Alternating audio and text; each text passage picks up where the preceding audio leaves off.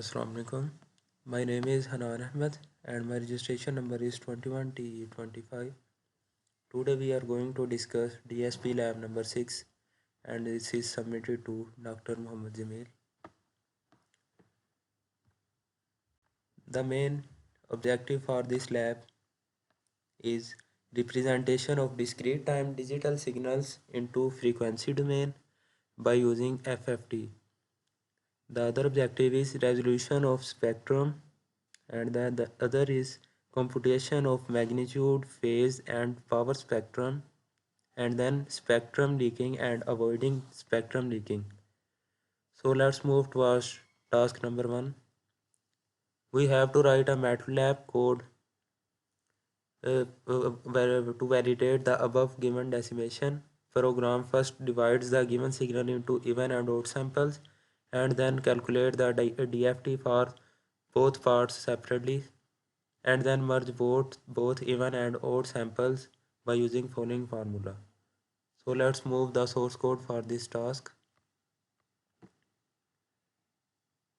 So first of all we define an array x that is equal to 1 to 8 and the decimation factor is m is equal to 2. Then we divide the above sample into even and odd part. So the first one is even and the XO is odd part. Then we have to calculate DFT for even and odd sample separately. So where NE is the length of even part and NO is the length of odd part, where GE is the FFT of even part and GO is the FFT of odd part. Then merge both samples by using the following formula, where n is equal to total length of sample x, where x is equal to 0s 1 to n. Then use for loop and then end this function.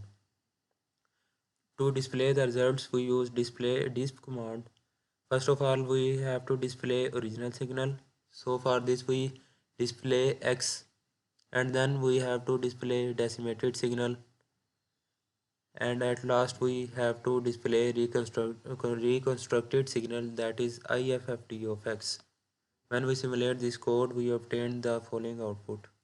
So this one is the original signal and the other is decimated signal and the last one is reconstructed signal.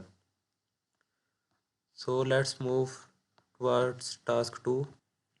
In this task we have given 8 values of signals and we have to observe and find any symmetry in frequency representation and also match the calculated DFTs with standard function of MATLAB same as FFT. So moving towards the source code for this task. First of all the given signal x1 is 2424 and the decimation factor 2.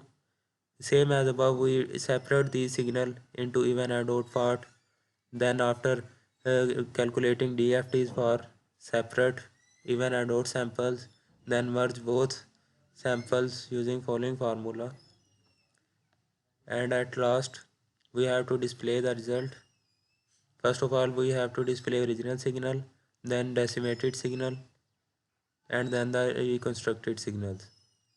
For comparing all the values of DFTs of above samples, we use these commands: display of FFT of x1 and display of DFT of decimated x1. When we simulate this code, we obtain the following output. That is, first one is original signal and the second one is decimated signal. And the third sample is DFT of x1 and the last one is DFT of decimated x1. So let's move toward task 3. In this task, check the program in task 1 for the signals given below and compare it with the standard function of MATLAB. So we have given two signals x and y. So let's move towards source code of this task. So the given signals are x and y and the decimation factor m is equal to 2. So same as above, we have two signals and divide both signals into even and odd parts.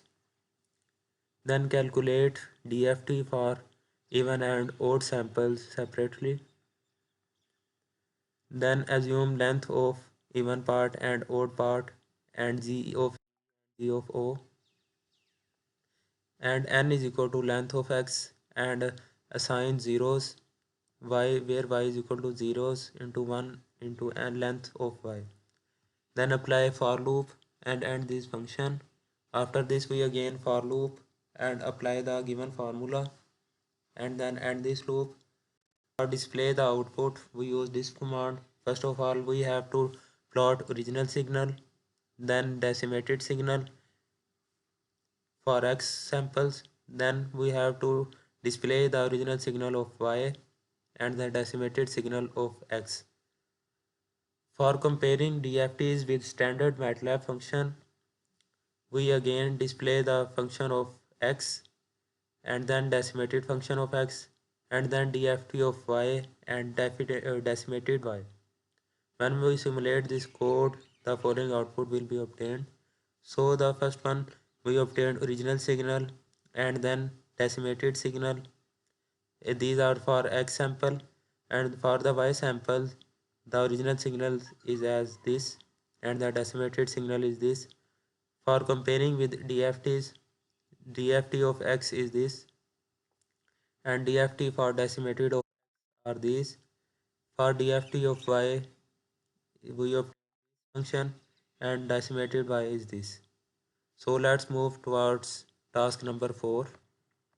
In task 4 basically we have to use radix to fast Fourier transform algorithm. So to to get this, the input signal will be, first of all we have to define function x that is equal to my FFT of x, then where n is length of x, and if n is equal to 1 then capital X is equal to small x, and then return this value and end this function.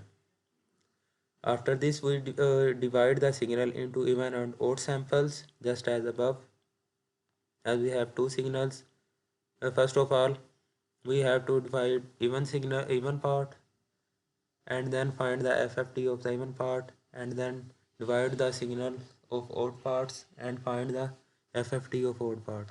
Then merge the DFTs by using for loop and then end these function where the input signal is given x is equal to given signal, where x is equal to given function that is my FFT of x, where compare with the standard MATLAB function we use x MATLAB is equal to FFT of x.